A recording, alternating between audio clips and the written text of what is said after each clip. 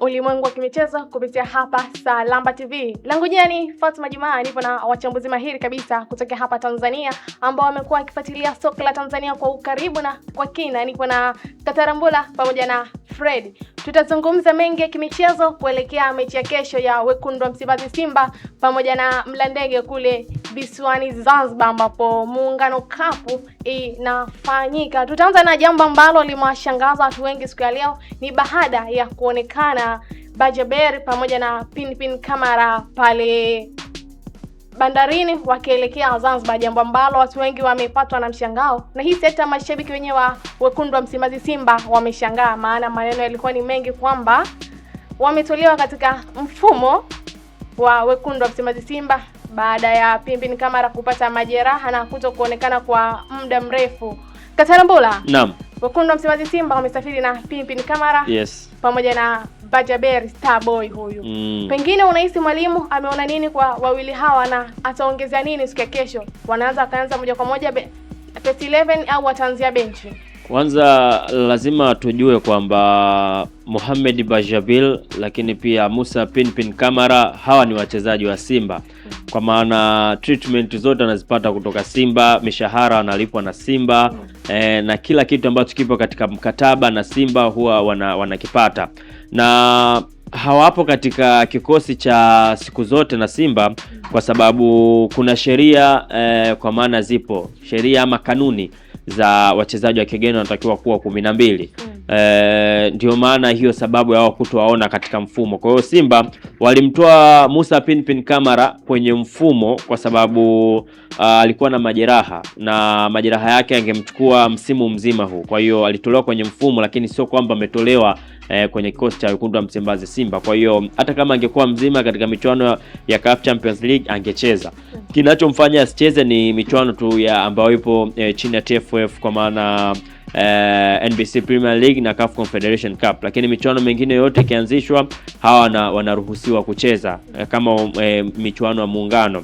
Lakini Mohamed Bajaber naye the same, kesi yake ipo kama Musa Pinpin Kamara. Kwa hiyo Simba walihitaji kufanya usajili wa kufanya maboresho makubwa kwenye timu yao na hawakuwa tayari kuwasubiri wachezaji ambao walikuwa injury. Kwa hiyo walichokifanya, tusiwaondoe bali tuwatoe kwenye mfumo ili wauguze majeraha yao wapone kabisa, alafu baadaye watakuja kutumika.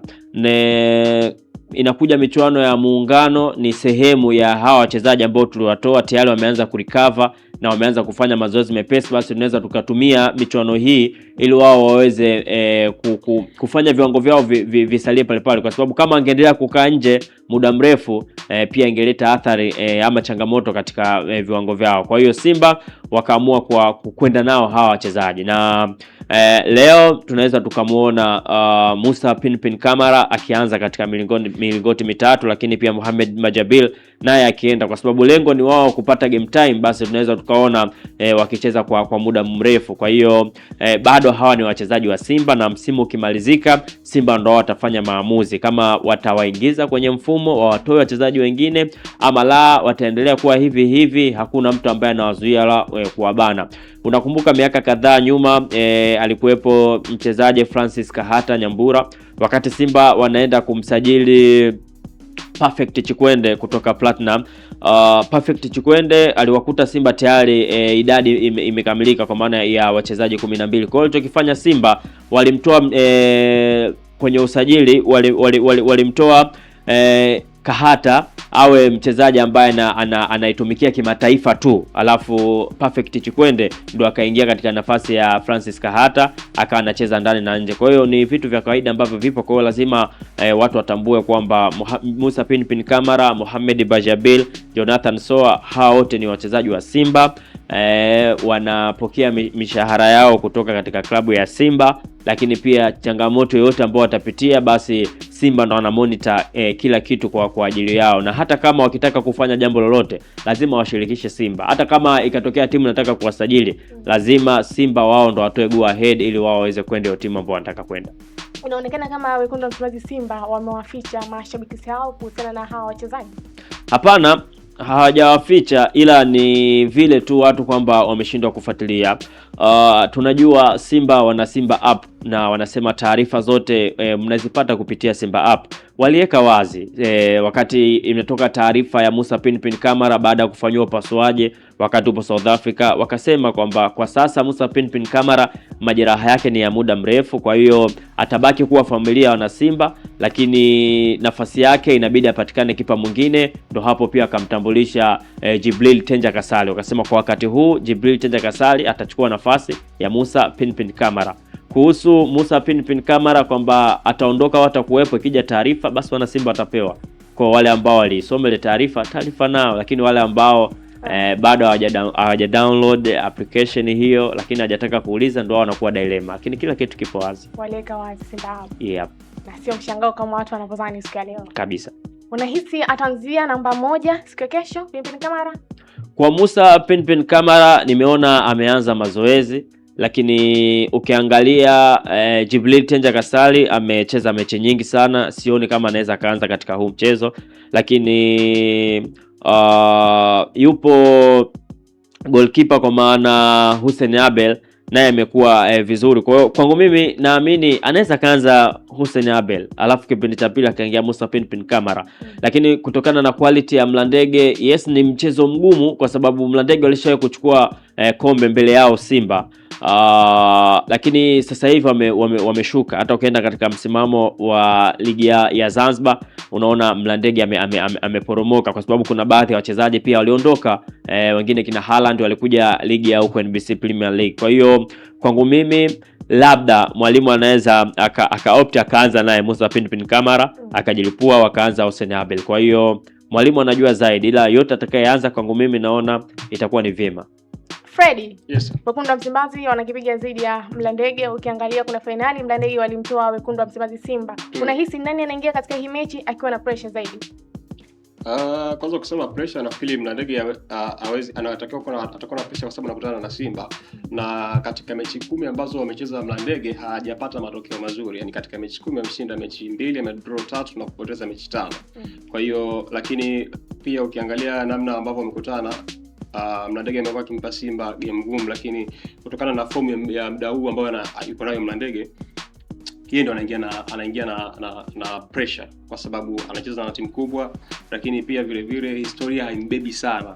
Ni kweli amekuwa akikutana na Simba itakuwa na ugumu. Ni mechi inakuwa ngumu kwenye namna ya mbinu, lakini bado kufungwa anafungwa. Ni mechi moja tu ambayo alimtoa nishai Simba kuchukua mkombe, ambapo ilikuwa ni finali. Nafikiri pia kikosi ambacho kilicheza kwenye hiyo finali hawezi kucompare na kikosi ambacho Simba wako nacho sasa hivi. Lakini pia ukiangalia namna Mlandege mechi 5 za mwisho ambazo wamezicheza, wana wastani wa kuruhusu goli kwenye kila mchezo. Kwa Simba hawezi kuingia na pressure kwenye mechi kama hiyo kutokana na ubora ambao yuko nayo kwenye safu ya ushambuliaji, safu ya kiungo, safu ya ulinzi. Ni mechi ngumu, lakini bado Simba ni timu kubwa, kwa hawezi kuingia na pressure. Kocha Mlandege aingie na kikosi gani, aingie na mfumo gani ili madi waweze kuondoka hata na ushindi siku kesho, waweze kufuzu hatua ya robo finali? Namna pekee kwa sasa hivi kucheza na Simba ili uweze kupata matokeo, kwa sababu nguvu ya Simba sasa hivi iko pembeni kwa mawinga wao wote wawili. Maana mwalimu Steve Baka anategemea mawinga wake waweza kumpatia matokeo. Yaani uhatari wa Simba uko kwenye pande zote mbili, kwenye winga wao kulia na kushoto, maana yake Ribasege, Ansetuola. Lakini ukitaka kumzuia Simba, maana yake ukiweza kuwadhibiti wale tu wachezaji hatari ambao wanacheza pembeni, kwa maana yake kesho unaweza kushangaa Elimpanzo ameanza, kwa sababu ni mtu ambaye kwa mechi za hivi karibuni amekuwa amewaka sana na ametafuta fomu yake na amerejea kwenye ubora wake. Kwa hiyo nafikiri game ya kesho anaweza kaanza, lakini pia ukiweza kuwafunga Simba kwenye njia zao pembeni, ni ngumu sana wao kufungua katikati. Kama utatengeneza mwalimu wa Mlandege akitengeneza mpango mzuri wa kwamba ni namna gani atawazuia wachezaji wa Simba, atazuia mawinga wote wawili kulia na kushoto kwenye ulinzi, kwa sababu namna gani ambao Simba mawinga wao wanawatumia, maana yake mipira inapofika kwa Albasi au Ansetuola, wao wana cutting kuingia kumwachia Kibabage au Shomari Kapombe apite kutengeneza mapana ya uwanja. Kwa hiyo namna nzuri ya kuwazuia Simba ni kuwa na idadi sahihi, si idadi nzuri ambayo itafanya winga mmoja anapoingia ndani kuja kama namba 13, beki wako wakati asiwe yani anapotoka kumfuata winga kuwe kuna mtu mwingine ametoka kwenda kukava ile eneo ambalo aidha ni Shomari Kapombe au ni Kibabage, anapita kwenda kutengeneza mapana ya uwanja. Kwa kama mwalimu Mlandege anaweza kuwazuia mawinga wa Simba, hatujajua, sidhani, kama sina uhakika kama Steve Barker kesho anaweza kaingia na kikosi ambacho maybe wana Simba wamekizoea siku zote. Nafikiri kesho kunaweza kuwa kuna mabadiliko makubwa mengi, so hayo mabadiliko ndio itategemea ni namna gani Simba wanaweza kuperform, kwa sababu kwa sasa hivi Simba inavyocheza nguvu yake ipo kwa mawinga, lakini au mawinga kesho wataanza wote. Kwa kesho unaweza kushangaa basi kapumzika, Anisote Ora kapumzika, wakapata nafasi labda kina Chasambi au winga mmoja akaanza ili Mpanzo ambaye ndio huyo mchezaji ambaye alikuwa ni hatari, lakini upande mmoja akaanza kina Chasambi, kwa sababu mechi za muungano ni mechi ambazo mara nyingi timu kubwa zinatumia wachezaji ambao hawatumiki sana tata kwenye ligi yetu ya NBC. Ni kwa sababu ya sheria ambayo iko kule, hawana sio kama sheria ambayo tunatumia sisi NBC. Maana kule unaweza kumtumia mchezaji yote ambaye hata kama hujamsajili bado, aidha amekuja kwenye majaribio, unaweza kumtumia pia na usimsajili. Kwa hiyo inaweza mwalimu na ukiangalia kuna kikosi ambacho kimesafiri cha Simba, kuna vijana wengi, kuna watu wengi ambao ni wapya wamesafiri, so nadhani mwalimu anaweza katoa nafasi kwa watu wengine kesho. Kwa namna ambavyo Steve Barker ataingia ndo tutajua namna gani mwalimu Mlandege anatakiwa lakini mbinu ya kwanza ni kuzuia. Kwa nini unahisi hivyo wakati umeona siku jana na wengi walidhani itakuwa hivyo, lakini Young Africans wakaingia na kikosi cha Full Mkoko? Unajua kwa mfano kwenye hizi games za kwanza, kwa mfano kama Mlandege, mimi siamini kama ataanza na kikosi cha kwanza chote, kwa sababu hata Yanga sio kwamba alianza na Full Mkoko kwamba ni wachezaji wote ambao walianza. Ukianza golini bado sio kipa namba moja alianza. Kwa hiyo sina hakika kutokana na hao wachezaji wamecheza mechi nyingi. Na ili kombe la muungano Simba anaingia kama bingwa mtetezi, kwa sababu msimu uliopita ndio alichukua. Lakini bado hakuna Yanga alichukua Mapinduzi. Yanga alichukua muungano. Yanga alichukua Mapinduzi mwezi wa kwanza, Simba alichukua muungano. Muungano Yanga Afrika. Yanga Afrika ndio bingwa mtetezi. Okay. Sawa, tutathibitisha kwenye rekodi zangu. Kwa mechi ya kesho Mlandege na fomu ambayo yuko nayo Mlandege, Simba sidhani kama anaweza kaingia na kikosi chake cha kwanza. Udhani? Sina. Yaani lazima kuna wachezaji watapumzika tu. Wakina Yusuf Kagoma, Ribase. Yaani kama wataingia wanaweza kuwepo kwenye lineup kwa maana yake kipindi cha pili, aidha kipindi cha kwanza kimeenda matokeo hajaenda vizuri, basi kipindi cha pili wanaweza kaingia. Katambula, unahisi nani kesho atakuwa mchezaji wa kuchungwa zaidi katika kikosi cha Wekundu wa Msimbazi ili mradi waweze kuondoka na alama, hali ya kuwa katika ligi kuu huku nafasi ya kuchukua ubingwa ni mchache?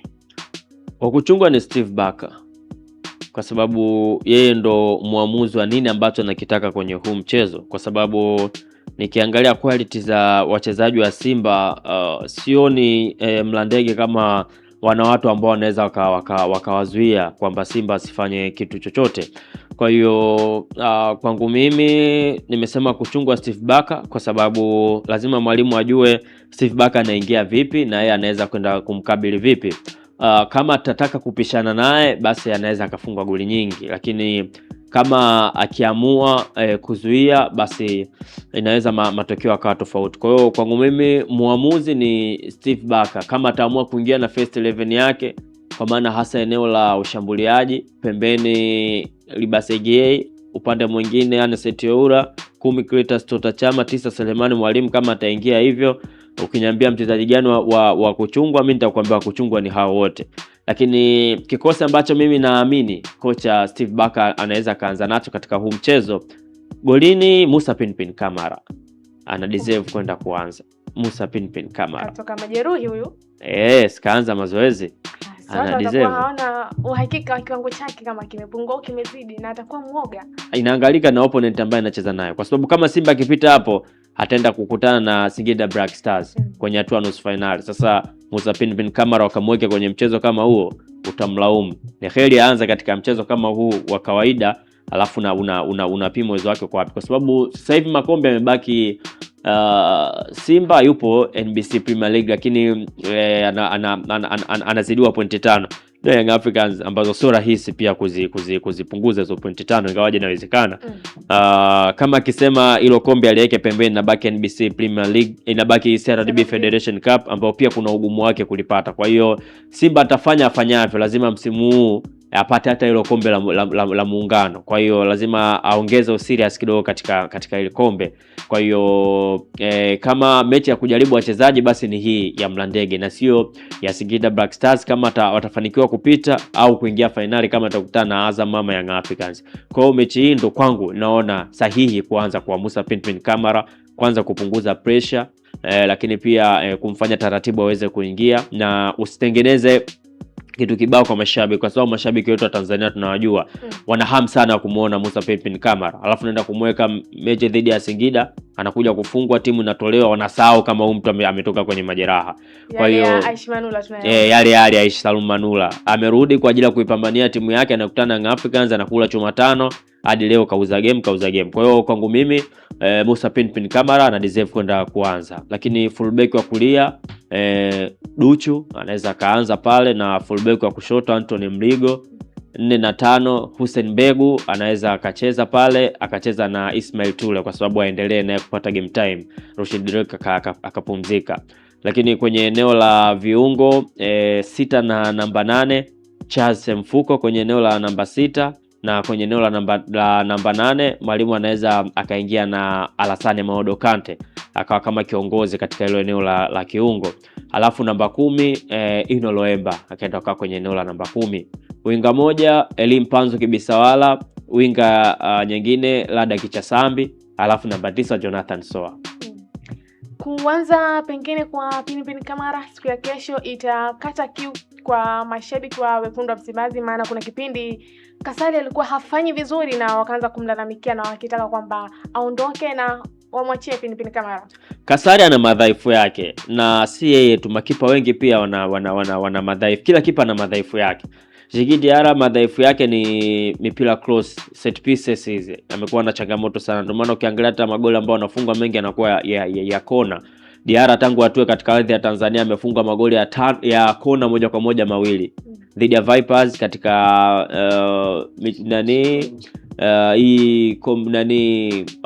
kilele cha wiki ya Mwananchi, lakini tumeona dhidi ya Mtibwa Sugar. Kwa hiyo ana hiyo changamoto. Tukija kwa Musa Pinpin Kamara pia na yeye mashuti ya mbali ana hiyo changamoto. Kwa Mamadou Tenja Kasari yeye bado mipira mingi sana ya ukimrudishia anakuwa na hiyo pressure. Kwa hiyo anaweza akatengeneza changamoto. Kwa hiyo anaweza changamoto Jibril Kasala, lakini sio kipa mbaya kama vile ambavyo watu wanazungumza. Tunajua ni national team goalkeeper wa Niger.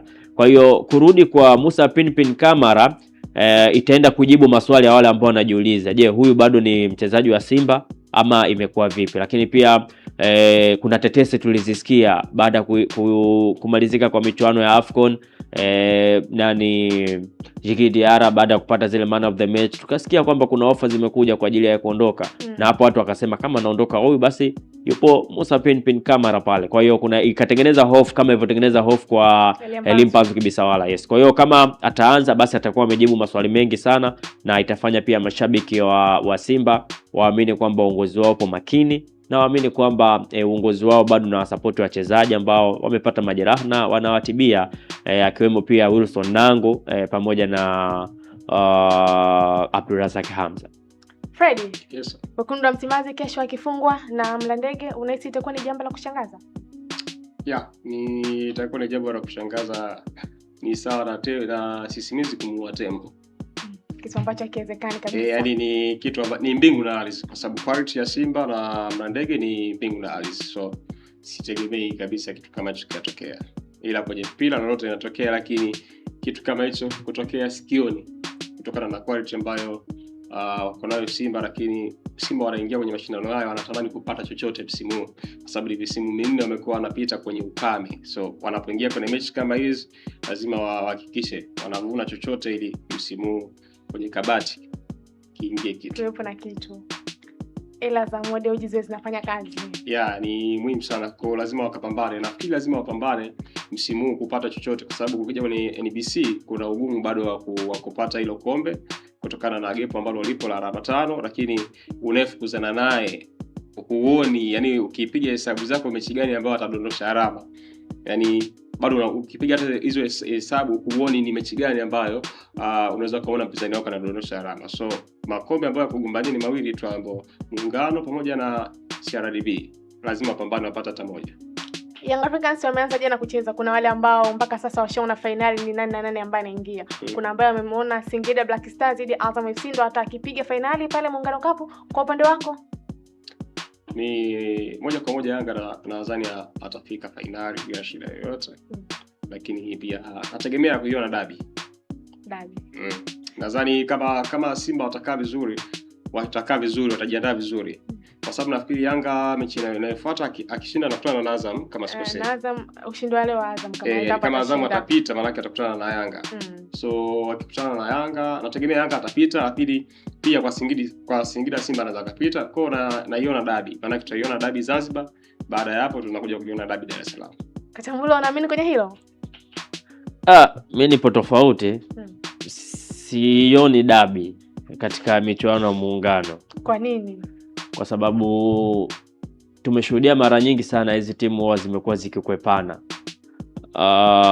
Tena hasa wakirudi tu wana wiki moja anaenda kukutana wenyewe kwa wenyewe. Kwa hiyo kuna namna fulani pia makocha wanatamani sana kuwasoma mwenzake kimbinu. Kwa hiyo nafikiri huu mchezo unaweza ukaenda kutoa siri nyingi sana za kujua madhaifu ya mwenzio hapo hapo. Kwa hiyo sishangae kuona Young Africans akifungwa na Azam ili tuastoe mbinu. Sishangae kuona hivyo. Lakini kwa Simba nadhani Simba anaweza akaingia finali kutokana na njaa uchu wa makombe, anatamani kupata kombe. Ila kwa Young Africans nina wasiwasi sana mechi yake na Azam, kwa sababu pia ukitumia nguvu kubwa sana kwenye mechi ya finali, mkikutana wenyewe kwa wenyewe mkirudi, kumbuka kwamba hiyo ni mechi ambayo pia inaweza ikawa sehemu ya kuamua bingwa ni nani. Kwa sababu kama Simba atamfunga Young Africans kwenye gap la pointi 5 zinabaki 2. Young Africans ana mechi pia na Azam. Kama Young Africans atateleza mbele ya Azam, kwa maana Simba anaenda juu, na ukiangalia Simba walobaki wote ni timu ambazo anazimudu kuzifunga. Kwa hiyo unaweza ukaona hapo unaolaishi kiasi gani. Kwa hiyo Young Africans mwenyewe pia anajua. Kwa hiyo kuna namna fulani kuna karata zinaweza zikachezeshwa hivi tusione dabi. Ingawaje tunatamani tuione, lakini nina hofu na wasiwasi tunaweza tusione dabi katika michuano hii ya Muungano. Unamaanisha kwamba Young Africans nguvu kubwa wamekeza katika ligi kuu na sio Muungano? Yes. Umeona nini? Naona the way jinsi ambavyo wanacheza, lakini pia malengo ambayo wamejiwekea. Young Africans anataka kwanza kuvuka rekodi ambayo imewekwa na Simba, kwa maana mara 4 tayari naye amechukua mara 4. Kwa hiyo akichukua mara 5 tayari kuna rekodi ameweka. Alafu hii michuano ya Muungano ni michuano ambayo pia unaweza hata ukasema pia sishiriki. Msimu uliopita Simba alisema mimi sishiriki, nipo busy na kombe la CAF Confederation Cup. Kwa hiyo yes, shirikisho. Kwa hiyo uwezo ukapoteza nguvu sana katika michuano kama hiyo. Mimi naona hivyo. Isitoshe pia Young Africans ikumbuke wanaenda kumkosa Dickson Job ambaye ni injury. Lakini pia Young Africans wao wanaenda kumkosa Mudathir Yahya ambaye amepigwa bani. Sasa wanaenda kucheza hivyo tough kama hiyo. What if inaweza inatokea changamoto kwa Duka Buya, hauna tena kiungo hapo ama Damaro. Kwa hiyo Young Africans nadhani wanaweza kupumzisha wachezaji wao. Sasa wanawapumzisha dhidi ya Azam, ndio hapo mimi napata mashaka. Freddy, tukichambua kwa juu, wekundu wa Msimbazi Simba mechi ya mwisho waliondoka na alama 3 na mabao 3, na Young Africans waliondoka na ushindi wa mabao 6 dhidi ya Mbeya City. Hii inaleta taswira gani kuelekea dabi? Kwenye kuelekea dabi bado ni dabi tu. Bado hatuwezi kuitabiri dabi, japokuwa katika mechi 6-7 ambazo zimepita Yanga ameonekana kuwa ndio timu tishio zaidi kwenye dabi, kwa maana kushinda game 6 lakini kutoa sare game 1. Kwa hiyo ushindi pekee ambao Simba ameupata na Yanga ameupata kwenye mechi za mwisho kwenye NBC au wakisi chochote kwenye dabi. Yaani hauwezi kuutabiri chochote kwenye mechi ya dabi, kwa sababu dabi inabaki kuwa dabi. Unajua dabi inachezwa nje, inachezwa ndani. Kwa hiyo ni namna gani watu wamejiandaa, lakini nategemea kuona magoli kwenye dabi inayofuata. Katarambula. Jambo kubwa lilopo kwa hivi sasa ni kuhusiana na Young Africans kupeleka barua kwa mchambuzi wa EFM pale Wilson Oruma pamoja na mchambuzi wa TV3 pale Alex Ngereza. Yes. Na katika barua hiyo kuna ambao wamenukuu kwamba Young Africans imetaka fidia ya bilioni 10 kwa Wilson Oruma na bilioni 5 kwa Alex Ngereza. Yes. Unaona kulikuwa na njia nyingine mbadala ya kufanya hili jambo likaisha na sio kuelekea mahakamani, au jambo lilikuwa ni hilo la mahakamani? Kesi ya Wilson Oruma na Alex Ngereza dhidi ya Young Africans, kila ambacho kinaendelea kwa hivi sasa ndio kitu ambacho mimi natamani kitokee, kwa maana wafike huko mahakamani ili tujue mbichi na mbivu ipo wapi, kwa sababu Wilson Oruma amesema anazo taarifa, kwa maana kwenye hizo taarifa tunaweza tukapata ushahidi. Kama atatoa ushahidi ukathibitisha, basi tutaona kwamba Young Africans amepanga matokeo, si ndio? Na ukipanga matokeo adhabu yake inajulikana, kushushwa daraja na kupokonywa kile ambacho umekichukua. Hiyo ilitokea kwa Juventus mwaka 2006, lakini ligi ya China msimu mwaka 2001 kuna changamoto ambazo zilitokea pia, tukaona yule ambaye alichukua ubingwa alipokonywa, timu ilishushwa daraja, lakini kuna viongozi pia wakahukumiwa mahakamani na wakaenda jela kabisa. Kwa hiyo kwenye hili ambalo linaendelea, na naamini isiishie hapa, kwa maana ifike huko ambapo wanataka kufika, kwa maana Wilson Oruma apelekwe mahakamani, atoe ushahidi ambao wapo nao, na yeye kama akikosa ushahidi basi sheria zingine zifanyike. Ila kama ushahidi hana, nadhani inatosha tu kwa Wilson Oruma kuomba radhi, kwa sababu adhabu ya bilioni 10 ni kubwa sana. Si ujui mfuko wake na wala sijui utafutaji wake wa pesa, lakini nayo imani kwamba hiyo pesa Wilson Oruma hana na hawezi akailipa, kwa maana ukishindwa kulipa, mambo yakifika mbali unaweza ukapelekwa jela. Sasa ukipelekwa jela, kwangu mimi naona kidogo inaweza ikachafua. Tunaenda kuandaa AFCON mwakani tu hapo, lakini pia ukiangalia soka letu, ligi yetu imekuwa pale kwenye nafasi ya 5, lakini pia imekuwa kipanda kishuka 4, 5, 6, unaona kabisa ipo wapi. Lakini ukiangalia vilabu vya Simba na Yanga wamekuwa wakionekana mara kadhaa kwenye robo finali, kwenye hatua makundi. Kwa hiyo kitendo cha Wilson Oruma kuhukumiwa itakuwa imetia doa, lakini kikubwa zaidi ambacho kinatakiwa, kesi iendelee na ipelekwe kisheria, ijulikane ipo wapi, si ishie tu njiani na kasamewa nini, ifike inapofika. Kwa hiyo mimi siwezi nikakaa upande wa Wilson Oruma, kwa sababu sina ushahidi wa kuthibitisha alichokiongea kama ni kweli kwa Young Africans, lakini siwezi pia nikakaa kwa upande wa Young Africans kwa sababu pia sina uhakika na ushahidi kile ambacho kimezungumzwa na Wilson Oruma kama kina ukweli. Tumalize na hili hapa Freddy, unahisi itakuwa ni fundisho kwa baadhi ya wachambuzi ambao wamekuwa na tabia hizo za kuchafua klabu? Ni fundisho kama hana ushahidi ndio watapata fundisho, lakini kama mtu una ushahidi, nafikiri muda sahihi wa kukomboa mpira wa Tanzania ni sasa. Kwa kama yeye ana ushahidi, basi au tuonyeshe tu ushahidi, kama hana basi sheria zifuate mkondo wake. Sheria ifuate mkondo wake. Tunamaliza hivyo. Ulikuwa na mimi mtangazaji wako Fatma Juma, bila kusahau Katarambula pamoja na Freddy wameelezea yao yote ya kuelezea kwamba kuna ambaye anaona dabi ikichezeka kule visiwani Zanzibar na kuna ambaye haoni dabi ikichezeka kule visiwani Zanzibar, badala yake akiona dabi ni tarehe 3 ya mwezi wa 5 ambapo ni Wekundu wa Msimbazi pamoja na Young Africans. Endelea kuwa nasi Salamba TV. Bye bye. Stop recording.